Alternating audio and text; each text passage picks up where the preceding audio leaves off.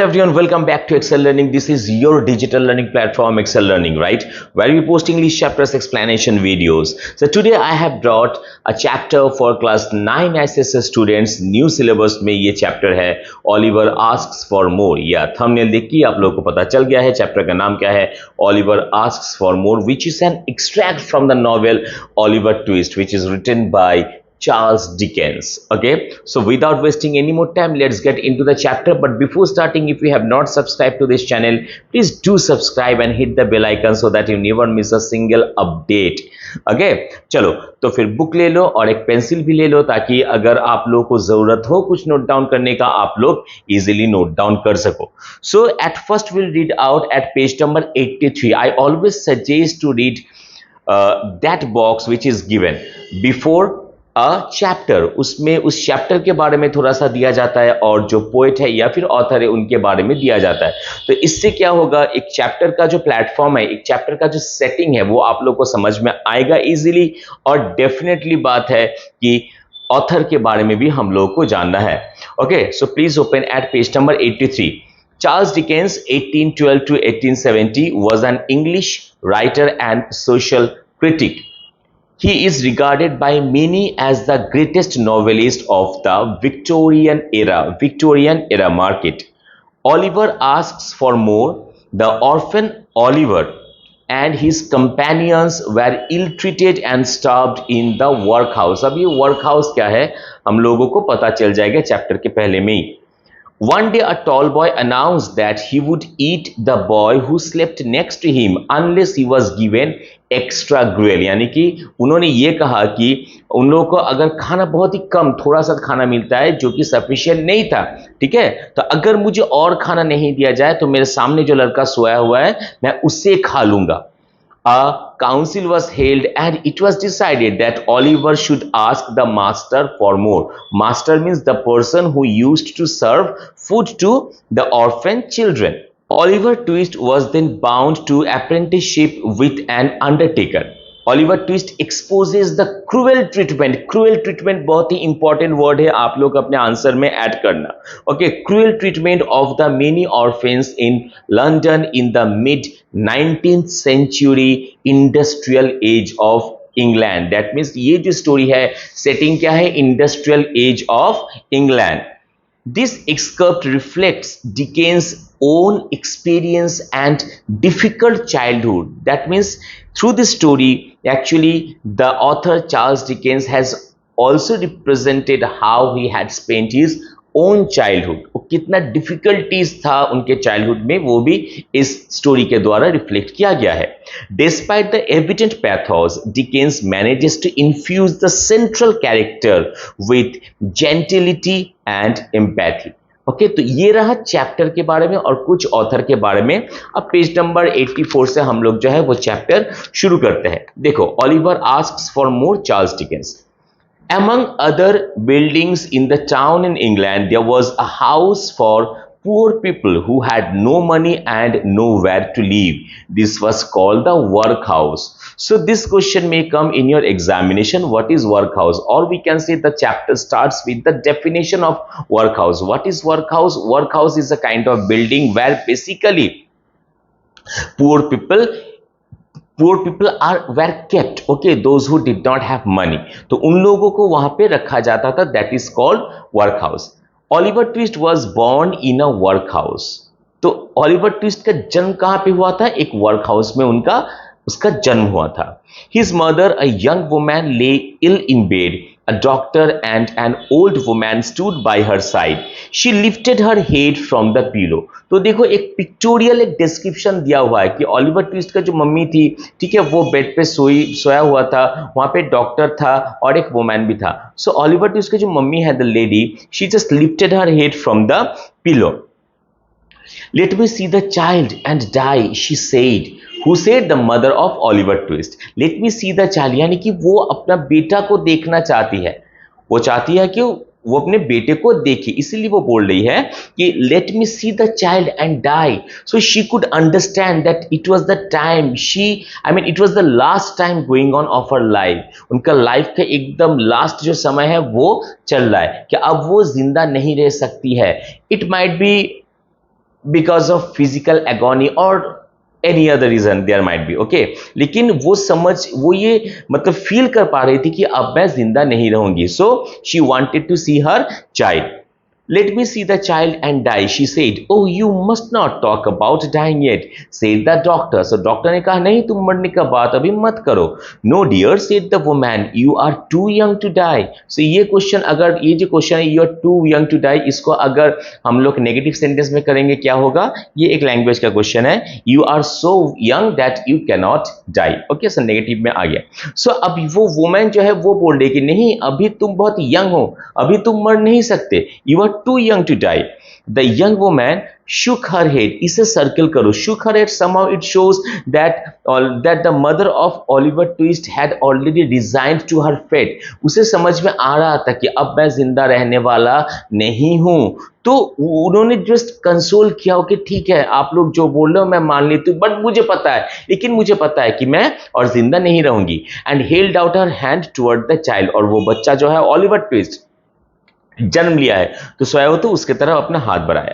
The doctor put the child in her arms. She pressed the cold white lips to his face. यानी कि she kissed the baby and then fell back. Fell back means वहां पे वो उस मतलब Oliver twist को एक किस करके उनका देहांत हो गया. She is dead, said the doctor. Who said? The doctor. She is dead. Yes, poor dear, said the old woman as she took the child away from its dead mother. Poor dear. तो अब वो अपनी गोदी में लेके थी Oliver को, है कि नहीं? तो वो मर गई है, तो अब उनके हाथ से वो जो वुमेन था वहां पे उन्होंने ऑलिवर को ले लिया. She was a good looking girl, said the doctor, and he put on his hat and gloves. Where did she come from? So Oliver twist की जो मम्मी है वो देखने में भी बहुत सुंदर थी. तो डॉक्टर अब कमेंट कर रहा है कि she is a good looking girl, देखने में भी सुंदर है. अच्छा, वो कहां से आई थी? Where did she come from? She was brought here last night, said the old woman. तो ओल्ड वुमन ने कहा कि वो आई नहीं थी, उसे लाया गया था इस वर्क हाउस में. She was lying in the street. She had walked a long way and her shoes had holes in them. Nobody knows where she came from or where she was going to. So this particular stanza shows the unfortunateness of the lady. Okay, the unfortunateness of the lady कि वो रास्ते में थी, ठीक है, तो उसे लाया गया था, वो बहुत दूर से वो चल के आई थी. ये कैसे समझ में आया? क्योंकि उनका जो स्लीपर था उसमें बहुत होल था, ठीक है. सो nobody knows where she came from and where she was going. किसी को ये पता नहीं था कि वो कहाँ से आई है और कहाँ जाने वाली थी. The doctor raised the dead woman's left hand. Left hand ने उठाया. The usual story, that means the story. Now what is the story? This question might come in your examination. What is the story? And it also shows that the doctor knows the story already. उन्हें पता है कि story क्या है. This is the reason उन्होंने कहा कि the usual story. He said, I see that she has no ring on her finger. She wasn't married. Good night. तो अब ये डॉक्टर ने कहा कि बाएं हाथ उन्होंने उठाया, देखा कि इनके हाथ में रिंग नहीं है. यूजुअल स्टोरी कि उनके हाथ में रिंग नहीं है. That means she was not married yet, she was pregnant. Okay, so this is the point. So and this is the story. That means we can say that in industrial age, okay, in England and during industrial age, girls or women were treated very badly. That is the reason this is the condition of the mother of Oliver Twist. She was not married yet she was pregnant. Okay, so this is the point. Mark it. He went home to his dinner. The old woman sat down on a chair in front of the fire and began to dress the baby. तो यहाँ पे वहाँ पे जो old woman था उनका behavior देखो. She is also used to this kind of situation कि उनको पता है कि क्या होने वाला है. अब वो औरत जो है वो मर गई, उनके बेटे को उन्होंने लिया और ड्रेसिंग करने लगा. सो उनका भी ना कोई मतलब क्या कैसे समझाऊं मैं कि कोई फर्क नहीं पड़ रहा है उस वुमेन का भी, क्योंकि उन्होंने भी ऐसा बहुत केस देखा हुआ है ऑलरेडी. जैसे कि डॉक्टर का पता है the usual story, similarly the same feelings works for the woman also. She has also seen so many cases like this only. That is the reason it does not bother her.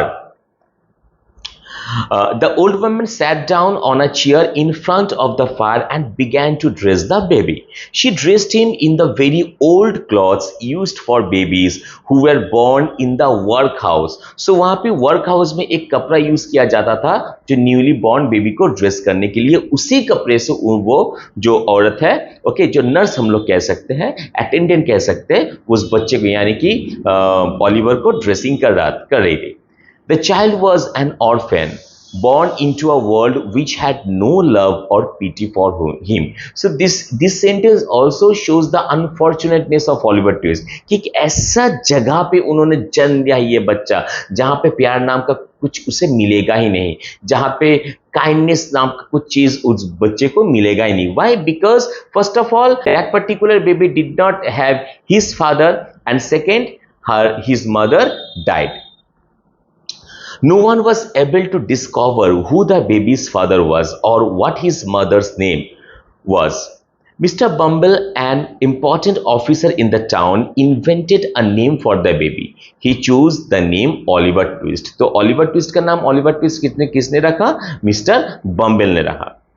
We name the new babies here in order from A to Z, यानी कि alphabetically babies का नाम वहां पे रखा जाता था, जो सब बेबीज का बॉर्न होता था कहां पे? वर्क हाउस में. He explained when people asked, I named the last one Swabble, यानी कि ओलिवर ट्विस्ट के पहले जो जन्म लिया था उसका नाम था स्वबल, इनका नाम था ट्विस्ट, और नेक्स्ट जो बच्चा होगा उसका नाम होगा क्या? Unwin. So alphabetically the names were kept. At the age of 9, Oliver was pale, thin child. So देखो अब ये जो दो पार्ट है स्टोरी का, यहाँ पे एक 9 इयर्स का जो स्पैन है, टाइम स्पैन है, वो दिखाया गया क्योंकि यहाँ पे अनविन तक अभी क्या है कि ओलिवर ट्विस्ट एक बच्चा है, अभी उन्होंने जन्म लिया है. अब नेक्स्ट पैराग्राफ में बोल रहा है एट द एज ऑफ 9, यानी कि 9 साल ऑलरेडी बीत गया है. At the age of 9 Oliver was a pale thin child. Mark कर लो ओलिवर के मतलब जब भी कोई क्वेश्चन आएगा रिगार्डिंग ओलिवर तो ये जो कीवर्ड है या फिर एडजेक्टिव्स है ये यूज करना. ही and the other workhouse boys never had enough warm clothes or food. They were given only 3 meals of thin soup every day. उन लोगों को दिन में 3 बार बस पतला सा सूप दिया जाता था. On Sundays they had a small piece of bread. So it is a kind of celebration for them, and they all were eagerly waiting for Sunday. Why? Because on Sundays only they were being given small piece of bread, and rest of the days they were being given only thin soup. पतला soup उन लोगों को दिन में 3 बार दिया जाता था.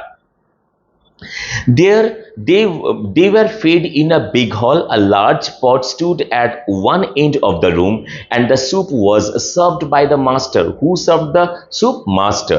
Each boy had a small bowl of soup and no more. हर एक बच्चे को बस एक छोटा सा कटोरा में उन लोगों को सूप दिया जाता था, उससे ज्यादा एक बूंद भी उन लोगों को नहीं दिया जाता था.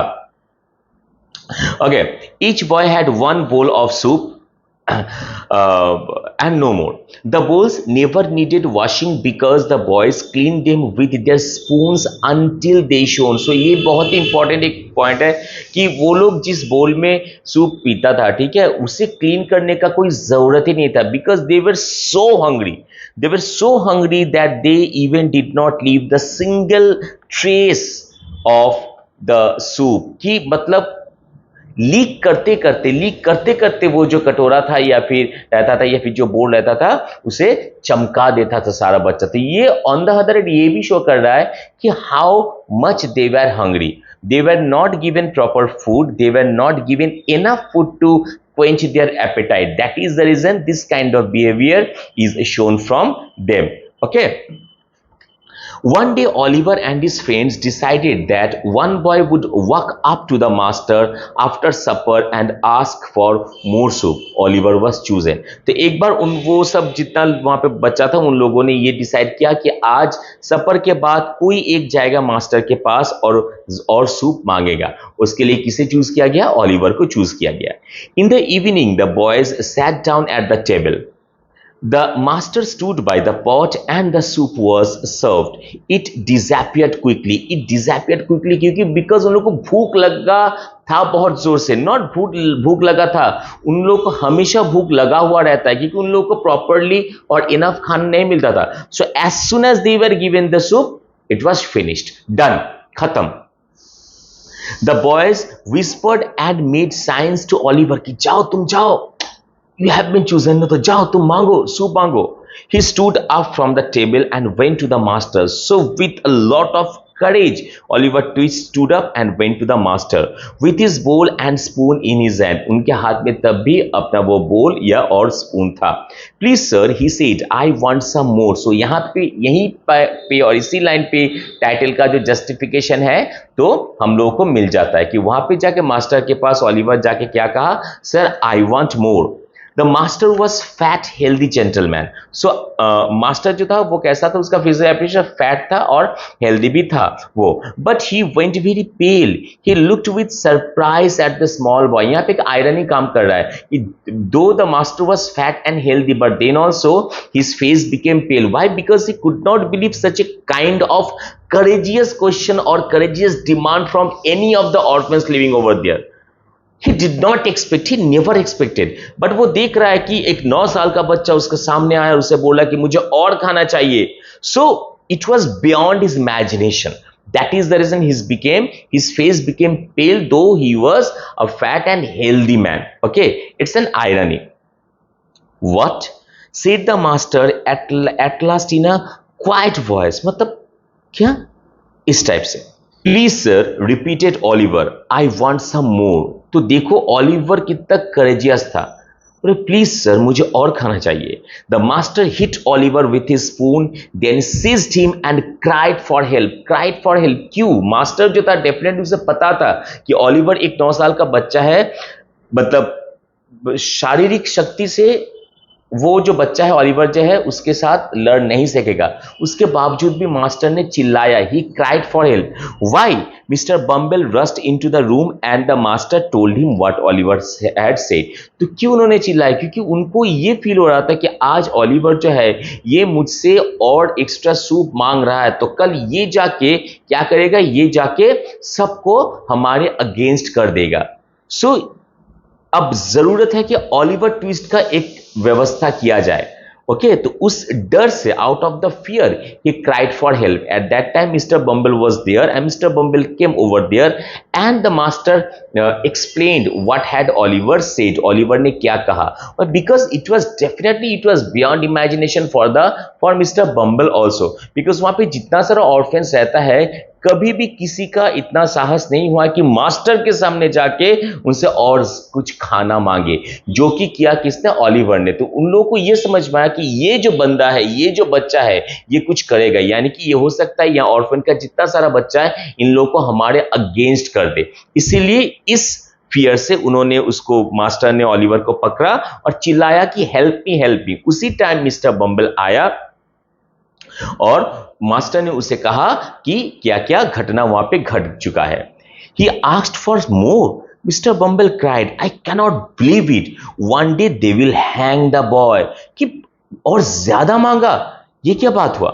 He took Oliver away and shut him in the dark room. It also shows the situation of the people, those who were living in workhouse in the industrial as of England. यहाँ पे भी देखो industrial as of England, यानी कि वहां पे क्या हो रहा है, इंडस्ट्री का एक बहुत डेवलपमेंट हो रहा है. तो जहां पे इंडस्ट्रियल डेवलपमेंट हो रहा है वहां पे ऑलिवर जो है या फिर अदर जो ऑर्फेंस है उन लोगों को इतना बुरी तरीके से उन लोगों को ट्रीट किया जा रहा है. सो ये और एक आयरनी है इस स्टोरी में. So he took Oliver away and shut him in a dark room. The next morning a notice appeared on the workhouse gate. 5 pounds were offered to anybody who would take Oliver Twist. अब उन लोगों ने ये decide किया कि Oliver twist को यहाँ पे नहीं रख सकते हम लोग, इसको बाहर कर देना होगा. ठीक है, तो वहां पे क्या हुआ कि बाहर एक नोटिस लगवाया गया कि जो भी ऑलिवर ट्विस्ट को ले लेगा उसे 5 pound दे दिया जाएगा. 5 pound दिया जाएगा. दैट मीन्स कोई भी हो जो ऑलिवर ट्विस्ट को भी ले जाए अपने मतलब सर्वेंट के तौर पे, और उसे पैसा भी मिलेगा. कितना? 5 pound. Oliver was a prisoner in that cold dark room keyword for a whole week. Every morning he was taken outside to wash and Mr. Bumble beat him with a stick. So it shows the pitiable condition of all the orphan boys living over there. ये हर सुबह उसे बस बाहर लिए मतलब निकाला जाता था जस्ट फ्रेश होने के लिए और मिस्टर बम्बल उसे स्टिक से मारता था। वाई? ताकि और दूसरे बच्चा भी उस मार को देखे और उन लोग के मन में एक डर पैदा हो कि वो लोग ताकि और खाना ना मांग पाए। Then he was taken into a large hall where the boys had their soup. Mr. Bumble beat him in front of everybody. Why? To create the fear among all the boys. कि देखो अगर तुम लोग भी खाना मांगोगे, अगर तुम लोग भी हमारे अगेंस्ट जाओगे तो देखो तुम्हारा हाल क्या होगा। सो सबके सामने फर्स्ट ऑफ ऑल मिस्टर बम्बल भी उसे मारता था। सेकेंड, जब वो खाने बैठता था उस बड़े से हॉल में, वहां पे भी सारे बच्चों के सामने मास्टर जो है उसे मारता था, उसे पीटता था। Mr. Bumble beat him in front of everybody. He cried all day. When night came, he tried to sleep, but he was cold, lonely and frightened. Cold, lonely and frightened. ये जो word है, ये जो phrase है, ये देखो उस phrase के साथ कनेक्ट करो जहाँ पे उन्होंने कहा कि इस बच्चे का जन्म एक ऐसे वर्ल्ड पे हुआ था जहाँ पे no love and no pity for him. Page number 85 में एकदम फर्स्ट पैराग्राफ के लास्ट जो लाइन है वहाँ पे लिखा है। तो वहाँ पे देखो उसके साथ इस लाइन को कनेक्ट करो कि रात को फिर उसे खाना देने के बाद उसे फिर उसे डार्क रूम में बंद कर दिया जाता था। रात को ओलिवर ट्विस्ट है वो कोशिश करता था कि उसे नींद आए, वो सो जाए, but he was cold, lonely and frightened. That means really there was no love, no pity, no care for any of the boys, those who were living in that particular workhouse. And definitely Oliver Twist is the representative of all the orphans living over there. सारे बच्चों के बारे में तो लिखा नहीं जा सकता, तो ऑलिवर ट्विस्ट जो है वो रिप्रेजेंट कर रहा है क्या 19th सेंचुरी का जो मतलब जब इंडस्ट्रियल रिवोल्यूशन हुआ था, जब इंडस्ट्री का बहुत लंदन में इंडस्ट्रियल एज चल रहा था, तब सोसाइटी क्या था, उस सोसाइटी को रिप्रेजेंट कर रहे हैं ऑलिवर ट्विस्ट। और उस वर्क हाउस में जो सब बच्चा वहां पे रहता था ऑर्फेन, उन लोगों का लाइफ कैसा था, ये सब भी रिप्रेजेंट कर रहा है कौन यहाँ पे, Oliver Twist. So somehow Oliver Twist working as the representative of the society of the then society of England as well as all the orphan boys those who were treated very badly for the by the masters of the work house. But one day outside the high workhouse gate मतलब बहुत लंबा ऊंचा workhouse gate, Mr. Bumble met Mr. Showerberry. Mr. Showerberry was a tall, thin man who wore black clothes and made coffins. तो शावरबेरी का काम क्या था, coffin बनाना उनका काम था। यहाँ पे जिस कॉफिन में, जिस बॉक्स में डेड बॉडी को रखा जाता है। Many of his coffins were for the poor people who died in the work house. So work house में भी जो सब गरीब बच्चा है या फिर जो सब गरीब लोग हैं जो मर जाता था, उन लोगों के लिए भी कौन कॉफिन बनाता था, मिस्टर शॉवरबेरी कॉफिन बनाता था। वो लंबा सा एक इंसान था, पतला सा एक इंसान था जो काला कलर का कपड़ा पहना हुआ था। I have prepared the coffins for the 2 women who died last night, he said Mister Bumble. तो यहाँ पे देखो एक इंडिकेशन दे रहा है कि last night only 2 women died in the work house and for them only Mister Sowerberry has made coffin and that is he has come here to inform that the coffins were ready. Good, said Mr. Bumble. You will be rich one day, Mr. Showerberry. अब देखो, you will be rich one day, Mr. Showerberry. यहाँ पे भी एक कैसा एक irony काम कर रहा है कि फर्स्ट ऑफ ऑल शावरबेरी का काम क्या है, उनका काम है कॉफिन बनाना। कॉफिन कब बनाया जाएगा, जब इंसान मरेगा तब कॉफिन बनाया जाएगा। यानी कि जितना ज्यादा इंसान मरेगा उतना ज्यादा कॉफिन बनाना पड़ेगा मिस्टर शॉवरबेरी को, और मिस्टर शॉवरबेरी जितना ज्यादा कॉफिन बनाएगा वो उतना रिच होता जाएगा। तो मिस्टर शॉवरबेरी के रिच होने से, रिच अगर वो होना चाहता है या फिर उनका वो जो रिच हो जाएगा, उसके पीछे रीजन क्या है, इंसानों का मरना है कि नहीं। जहां पे इंसान मर रहा है, भूख के वजह से मर रहा है, केयर लव की वजह से मर रहा है। On the other hand, the more people are dying, the more rich he is becoming, और richer mister Sowerberry is becoming. तो समझ में आया कैसे ये आयरन यहाँ पे काम कर रहा है। So good, Mister said Mister Bumble, you will be rich one day Mister Sowerberry. Do you know anybody who wants a boy. अच्छा, तुम्हें क्या आपको पता है कि ऐसा कोई है जो एक बच्चा को लेगा, अपने घर में काम वाम करवाएगा, एंड 5 पाउंड्स, और जो लेगा उसे पाउंड में मिलेगा। He raised his stick and pointed to the notice on the gate, बोल के वो क्या किया, बोर्ड में नोटिस टंगाया हुआ था तो अपना स्टिक उठा के नोटिस की तरफ ऐसे दिखाया कि देखो वहां पे नोटिस टंगवाया हुआ है, वहां पे नोटिस दे दिया गया कि एक बच्चा है ओलिवर ट्विस्ट, अगर उसे कोई लेना चाहेगा तो ले सकता है। उसके ओलिवर ट्विस्ट को तो वो लेगा ही अपने सर्वेंट के तौर पे, ठीक है, लेकिन उसके बावजूद भी उसे 5 पाउंड्स में मिलेगा। तो यहाँ पे जाके ये जो एक्सट्रैक्ट है, ये एक्सट्रैक्ट यहीं पे बस खत्म हो रहा है। तो अगर पॉसिबल होगा तो आप लोग पूरा नॉवेल पढ़ो, पूरा नॉवेल और भी इंटरेस्टिंग है और भी अच्छा है। तो आज का जो एक्सप्लेनेशन है बस इतना तक ही है। आई होप स्टोरी का जो कंसेप्ट है या फिर जो पिक्चराइजेशन है वो आप लोग को समझ में आया, पूरा क्लियर है। उसके बावजूद भी अगर कुछ क्वेश्चन है या अगर कुछ जानना है तो आप लोग कमेंट बॉक्स पे लिख सकते हो। I will try to answer you as soon as possible, okay. And अगर वीडियो अच्छा लगा तो please hit the like button, like कर दो, शेयर कर दो अपने दोस्तों के साथ भी। And if you have not subscribe, please do subscribe, it's free, and press the bell icon so that you never miss a single update. मिलते हैं नेक्स्ट वीडियो में एक नेक्स्ट चैप्टर के साथ। तब तक आराम से आप लोग पढ़ाई करो और बहुत बहुत खुश रहो। God bless you all. Tata, bye bye and see you.